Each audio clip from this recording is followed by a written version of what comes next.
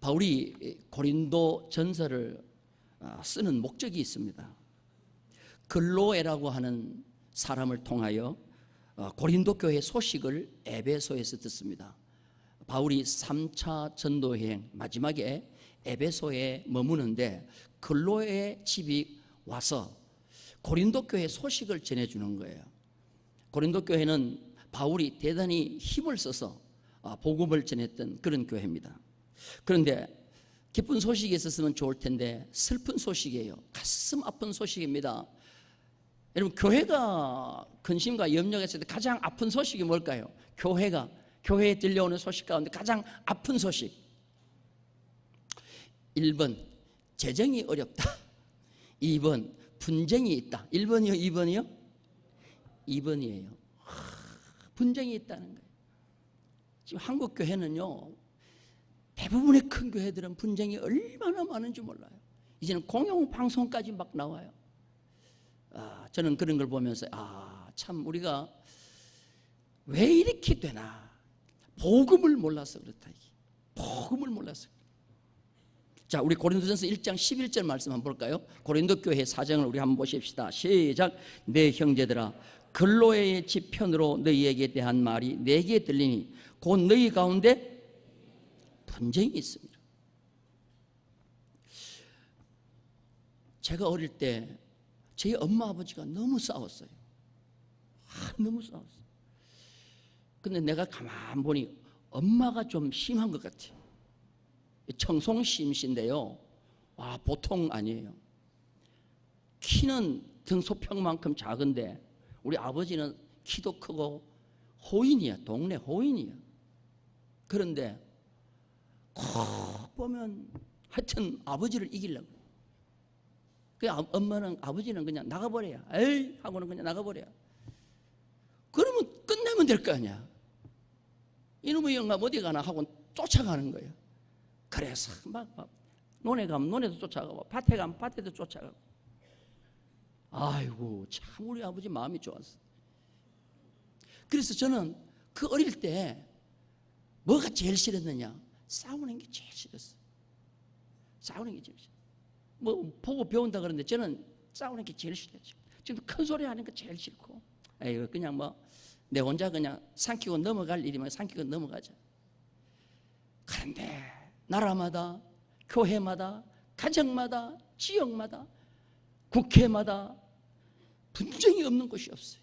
그런데 복음이 진짜 들어가면, 십자가에 복음이 들어가는 곳에는 분쟁이 종식될 줄로 믿습니다. 고린도 교회가 왜 분쟁이 생기냐 이유가 있어요. 너무 사람 중심이에요. 사람 중심. 4개 파가 생겼어요. 바울파, 아볼로파, 베드로파, 그리스도파, 4개 파가 생겼어요. 그런데 그 파가 뭐냐면은 내가 누구한테 은혜를 받았느냐에 따라서 파가 생기는 거예요.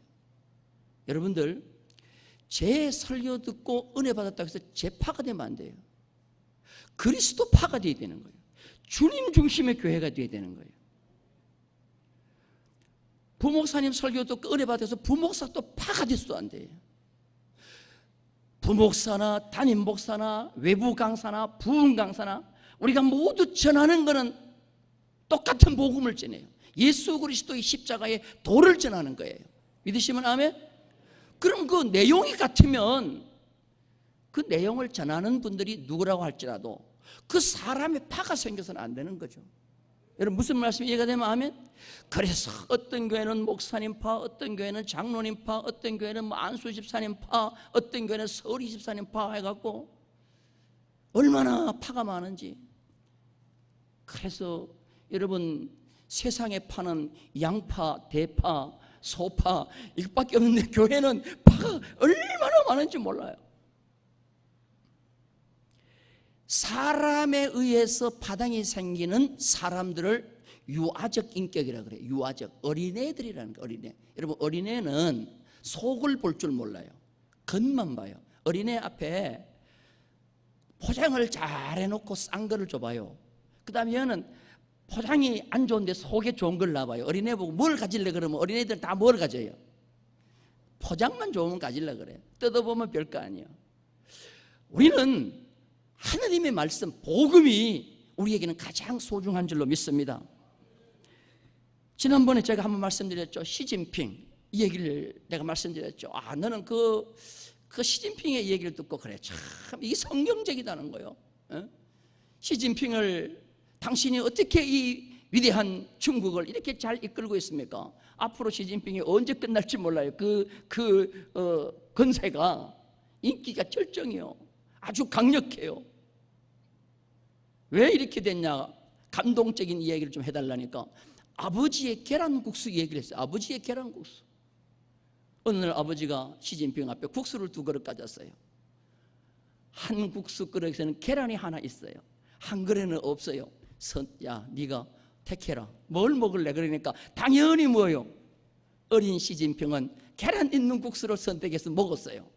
한참 먹다가 보니까 계란 없던 아버지의 그릇에서 계란이 몇 개 나와요? 2개가 나오는 거예요. 그때 아버지가 진핑을 보게 합니다. 진핑아, 절대로 외모를 보거나 겉을 보거나 모양을 보고 뭘 선택하지 마라. 중요한 것은 내용이다. 중요한 건 뭐다요? 내용이다. 사람도 마찬가지예요. 겉이 뭐 아무리 화려하고 학벌이 아무리 화려해도 속에 있는 내용이 중요한 거예요.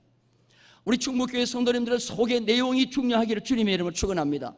이 속에 복음이 들어가고 십자가에 복음이 들어가면 그 사람은 이 세상에 그 누구도 따라올 수 없는 가장 좋은 내용물이 우리 속에 있는 것인 줄로 믿습니다. 왜 고린도 교회는 복음의 내용인 예수는 보이지 않고 그 복음을 전한 사람만 보이냐 이기죠. 그래서 바울이 복음 전하면 바울에게 은혜 받다고 바울파, 아볼로가 복음을 전하면 아볼로에게 은혜 받다가 아볼로파, 베드로가 복음을 전하면 베드로파, 그리고 이파 저파 아닌 파는 그리스도파, 이렇게 해가지고 막 분열된 거예요. 그래서 교회에 오면 네 파가 분열이 돼가지고 가자 모여서 기도하는 것도 네 파, 밥 먹을 때도 네 파, 전도할 때도 네 파. 여러분, 저는 오늘 이거를 어떻게 우리 실감적으로 좀 설명할까 생각하다가 편지를 가지고 여러분에게 설명드리려고 그래요. 편지는 누가 나에게 편지를 보냈느냐가 중요하지, 나에게 이 편지를 누가 전달했냐 하는 집배운이 중요한 게 아니잖아요. 자, 편지는 쓴 사람이 중요해요. 이제 사랑의 편지입니다. 연애 편지입니다. 쓴 사람이 중요해요. 전달한 집배운이 중요해요. 예? 집배운이 잘생겼으면 뜯어보고, 집배운이 그냥 막 개떡같이 생겼으면 번져버리고 그러게 해요. 집배운을 보고 봉투를 개봉하는 게 아니에요. 보니까 내가 사랑하는 사람이 편지를 보냈어요. 그 속에 정말 사랑한다는 내용이 들어있어요. 힘나는 내용이 들어있어요. 그러면 집배원은 아무런 소용이 없어요. 그냥 뜯어서 읽고 힘을 얻는 거예요. 그런데 고린도 교회 성도들은 편지 내용을 중요하게 생각 안 하는 거예요. 누가 중요하냐? 이걸 누가 전달했냐? 바울이 전달했냐? 바울파. 이게 바로 유아적 성도라는 거예요. 어린애와 같다는 거예요. 그래서 바울은 얼른 편지를 쓰면서 가장 먼저 하는 내용이 뭐냐? 분쟁을 종식시켜야 되겠다. 그래서 교회는 어떻든지 간에 분열을 막아야 되거든요. 그렇기 위해서 복음을 쓰는 것이 고린도전서에 나와 있는 오늘 십자가의 도와 하나님의 능력이에요. 한번 따라서 합시다. 십자가의 도와 하나님의 능력. 바울이 얼마나 많이 배웠어요. 최고의 학부인, 최고의 선생인 가말레일의 수제자였잖아요. 그런 바울이 복음을 받아들이고 난 뒤에는 그 모든 자기의 학벌이나 자기의 모든 실력을 다 배설물로 여기고 무엇을 가장 소중하게 여겼냐? 십자가의 도를 가장 소중하게 여겼다는 거예요. 복음을 가장 소중하게 여겼어요. 십자가의 도를 이 고린도 교회가 알면 이 모든 분쟁이 종식될 줄로 믿고 십자가의 도를 전하는 것입니다. 자, 오늘 성경에 보니까 하나님의 능력이라는 말이 2번 나와요. 하나님의 능력. 한번 따라서 합시다. 하나님의 능력. 바울의 능력이 아니에요. 전하는 바울의 능력이 아니고 하나님의 능력인 것입니다. 자, 고린도전서 1장 18절을 읽겠습니다. 다 같이 읽겠습니다. 시작. 십자가의 도가 구원을 받는 우리에게는 뭐라 그랬어요? 십자가의 도가 하나님의 능력이라는 거예요. 한번 따라서 합시다. 십자가의 도가 뭐예요? 하나님의 능력이다. 또 한 절 더 봅니다. 24절을 봅니다. 24절 다 같이 읽겠습니다. 오직 부르심을 받은 자들에게는 유대인이나 헬라인이나 그리스도는 하나님의 능력이다. 따라서 합시다. 그리스도는 하나님의 능력이다. 자, 18절에서는 뭐가 하나님의 능력이라 그랬어요? 십자가가 하나님의 능력이라. 24절에서는 그리스도가 하나님의 능력이라. 그러면은 뭐와 뭐가 같다는 거예요? A가 C다, B가 C다, A, B는 뭐하다? 같다. 이게 등식이 성립되는 거예요. 십자가는 곧 그리스도라는 거예요. 예수 그리스도와 그가 지신 십자가는 뭐예요? 똑같다는 거죠. 여기에 하나님의 능력이 있다는 거예요. 그래서 예수를 믿는 사람은 뭐를 기억했느냐? 예수님이 지신 십자가를 기억해야 돼요. 믿으시면 아멘. 그리고 예수를 전할 때 반드시 전해야 되는 것이 뭐냐면은 십자가의 도를 전해야 돼요. 그럼 십자가의 도가 뭐냐는 거죠. 십자가의 도는 예수 그리스도의 죽음과 부활을 상징하는 거예요. 따라서 합시다. 십자가는 예수님의 죽음과 부활을 상징한다. 그러니까 내가 죽으면 사는 것이 십자가의 도요. 내가 죽으면 사는 것이 십자가의 도요. 근데 내가 살면 십자가가 아니요. 근데 오늘 분쟁이 왜 일어나냐? 내가 뭐요? 죽지 않고 뭐 했어요? 기고만장하게 살았어. 기고만. 따라서 합시다. 나는 죽는다. 그러니까 십자가의 도를 전하는 바울은 뭐라 그랬어요? 나는 죽는다 안 그러고 나는 앞에다가 뭘 하나 넣었어. 나는 알기는 잘하네. 아이고. 따라서 합시다. 나는 날마다 죽는다. 그건 우리는 날마다 죽지 않잖아요. 조금만 기분 나쁘면 살아. 벌써 하면 눈매가 하면 올라가 하면 보면 얼굴 색깔이 변해져. 그리고 떨어. 아이고 아직 멀었어요. 따라서 합시다. 내가 죽지 않으면 하나님이 강제로 죽여. 강제로 죽일 때는 아파 내가. 그러니까 하나님이 강제로 죽이기 전에 내가 자진해서 죽는 게 좋아. 따라서 합시다. 죽는 게 십자가의 도다. 여러분들 이 원리가 우리의 삶 속에 적용이 돼야 돼요. 하나님은 구약의 십자가의 도를 정확하게 보여주신 것이 있어요. 십자가의 도를 보여주신 것이 있어요. 그게 바로 뭐냐 하면 이스라엘 백성이 민수기 21장에 보면은 가나안을 향해서 갑니다. 그런데 이스라엘 백성들이 모세를 향해 원망과 불평하기 시작해요. 왜 그러냐? 가나안을 향해 가는 길이 아주 직선으로 가는 길이 있어요. 쉽게 가는 길이 있는데 모세가 나를 따르라 그러더니 홍해길로 그냥 비켜가지고 돌아서 우회하는 엉뚱한 길로 가는 거예요. 직선길로 가지 않고 엉뚱한 길로 가는 거예요. 여러분 엉뚱한 길이 뭐예요? 엉덩이가 뚱뚱한 사람이 가는 길이 엉뚱한 길이요? 내 생각과 다른 길이 엉뚱한 길이요. 그러니까 똑똑한 이스라엘 백성들이, 살아있는 이스라엘 백성들이 모세를 향하여 원망하기 시작하는 거예요. 길로 원망하기 시작해요. 따라서 합시다. 원망과 불평은 확산력이 있다. 여러분 원망과 불평은 불과 똑같아요. 확산력이 있어요. 맨 처음에는 길이 원망스러웠는데 그 다음에는 뭐냐? 자꾸 원망이 확산되더니 모든 것이 다 원망스러워. 만나도 원망스러워. 지도자도 원망스러워. 모든 게 다 원망스러워. 자, 우리 부인들 대답해봐요. 남편이 미우면 뭐까지 미워요? 또 얌전을 또 이렇게 또 남편 미우면 뭐까지 미워요? 하여튼 거기 속해 있는 다음에 자식도 미워. 남편 자식 미울 또 누구도 미워. 시아버지도 밉고 시어머니도 밉고 그 다음에 시누는 더 밉고 하여튼 시자 들린 거 다 밀어. 시금치도 싫어해. 여러분 불평과 원망은 확산력이 있다는 것을 기억하셔야 돼요. 그래서 길로 원망하고 불평하더니 이제는 만나 하찮은 음식이라 불평하고 모세에 원망하더니 어디로 돌아가자? 430년 종살이하는 애굽이 뭐 좋다고 애굽으로 돌아가자. 그러니까 하나님이 광야에서 제일 듣기 싫은 소리가 뭐냐? 애굽이 좋다는 소리야. 애굽이 좋다는 소리. 자식이 말한 대로 한 대 때렸더니 아빠 싫어. 다른 아빠가 좋아. 그러면 어떻게 했어요? 더 맞아야지. 그래서 이스라엘 백성들은 갑자기 광야에 불뱀이 모이기 시작하는데 그냥 백성들을 막 물기 시작하는 거예요. 따라서 합시다. 원망과 불평은 뭐를 부르는 소리다? 오늘도 여러분들 원망 불평하고 예배 왔습니까? 불뱀을 부르는 소리. 제가 어릴 때 이 악기를 좋아해가지고 하모니카도 불고 기타도 치고, 그래서 밤에 하모니카 불고 기타 치면 항상 와서 하는 말이, 야, 밤에 그거 하면 뭐 나온다? 나와요, 안 나와요?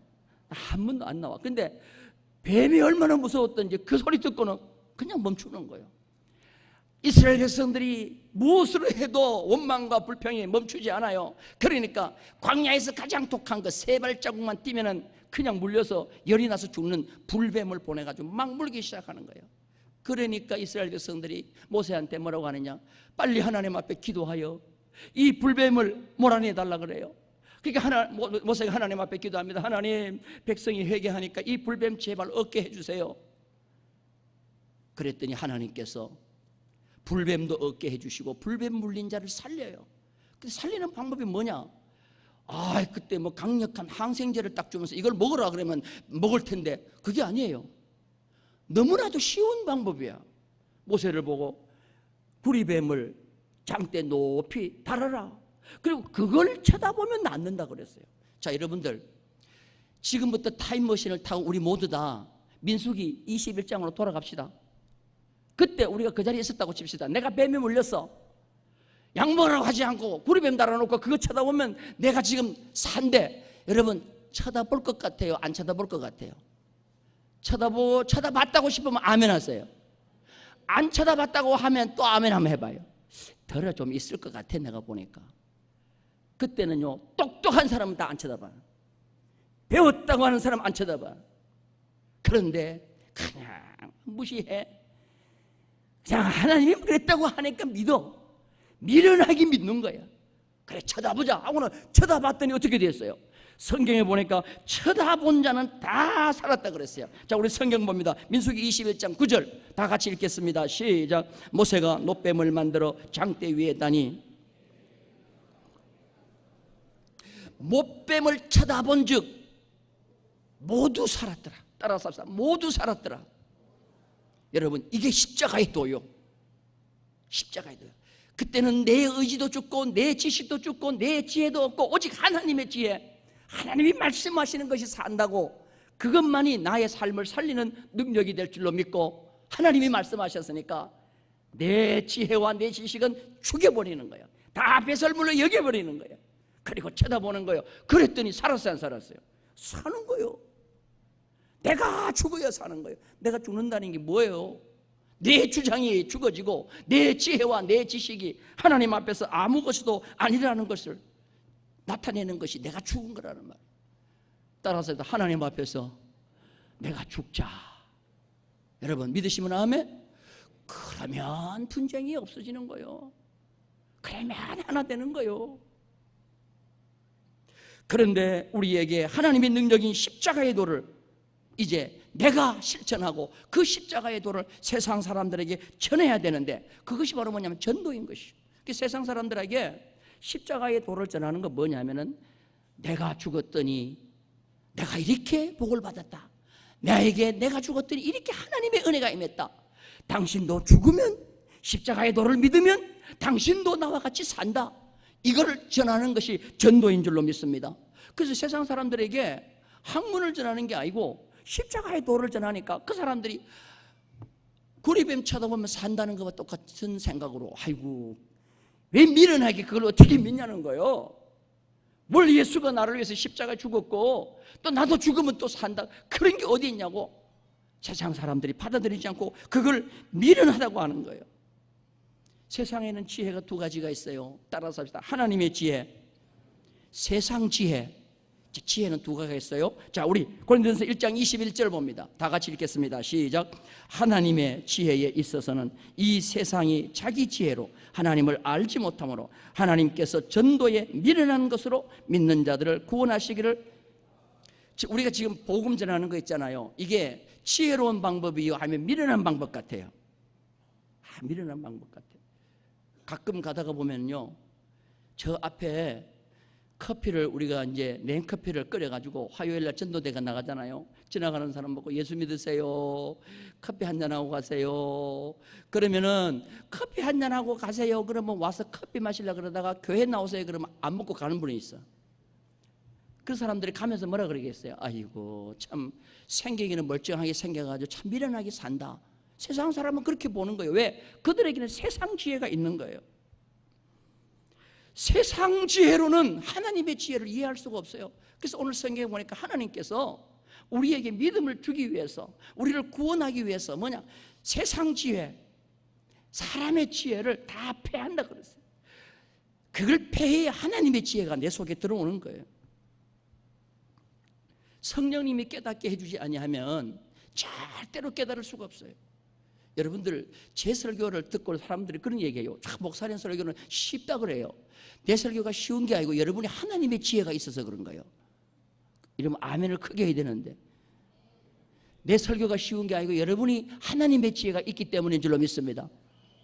근데 세상 사람들이 여기 와 있다고 보세요. 아이고 참 저 목사 생기기는 멀쩡한데 이상한 소리 한다, 그렇게 생각하는 거예요. 하나님의 지혜가 우리 가운데 있기를 주님의 이름으로 축원합니다. 성경을 계시라고 그래요. 계시, 아포칼립시스는 뭐냐? 양파를 벗기듯이 자꾸만 벗기면 진짜 속에 진주가 나오는 거예요. 하나님께서 벗겨주지 아니하시면 우리는 하나님의 성경을 아무리 봐도 모르는 거예요. 목회자도 하나님이 벗겨주지 아니하시면 깨닫지 못하는 것이 성경 말씀이에요. 믿으시면 아멘. 그래서 성령이 나에게 하나님의 지혜를 주셔야 설교를 들어도 은혜가 될 줄로 믿습니다. 이성과 세상 지식에 아무리 그걸 가지고 노력하고 싸워도 하나님의 지혜를 깨달을 수가 없어요. 한국 이 시대에 지성인의 대표가 이어령 씨 아닙니까? 이어령 씨가 나는 예수를 믿는다는 거 꿈에도 생각 못했어요. 나는 그분이 아주 글을 잘 쓰기 때문에 이어령 씨 책을 보면 그냥 사서 읽었어요. 이어령 씨 글을 참 논리적이에요. 나는 그분에게서 논리를 많이 배웠어요. 그리고 아주 과학적이고 증명적이고, 그분이 예수를 믿었어요.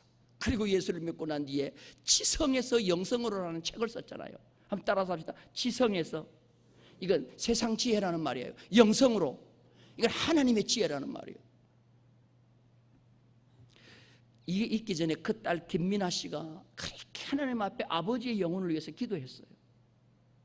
어느 날 외국에 있는 딸이 한국에 와가지고 아빠 내 소원 하나 들어주세요. 뭔데? 하영조 목사님 한 번만 만나주세요. 하영조 목사님. 딸이 하도 소원을 하니까 그래 만나줄게 하고는 하영조 목사님을 만났는데 하영조 목사님 복음을 전하는 거야. 들어보니까 하나도 안 들어와. 그런데 딸 얼굴을 딱 보는 순간에 그 딸이 지금까지 자기가 딸의 얼굴을 봤는데 그렇게 행복하고 즐거워하는 표정이 없더래. 딸을 딱 보는 순간에 내가 목사님 이렇게 만나서 복음 듣는다고 저 딸의 얼굴이 저렇게 행복할까? 저 딸이 저렇게 행복할까? 그래서 이여령 씨가 이제 도쿄에서 교수 생활을 하면서 홀로 도쿄에서 살았는데 어느 날 마켓에 가서 쌀을 샀어요. 마켓에 가서 쌀을 샀는데 쌀을 사서 이렇게 들고 오는데 맨 처음에는 가벼웠는데 들고 올수록 무거운 거야. 여러분 쌀이 무거워요 안 무거워요? 근데 쌀을 통해서 하나님이 이여령 씨한테 뭘 주느냐? 성령의 감동을 주는 거예요. 갑자기 사람의 영혼에도 무게가 있을까? 왜 쌀 들고 가면서 무거우니까 영혼이 왜 거기서 나오냐 이 말이에요. 영혼에도 무게가 있을까? 여러분 영혼에 무게가 있어요 없어요? 사람 속에 영혼의 무게가 있어요 없어요?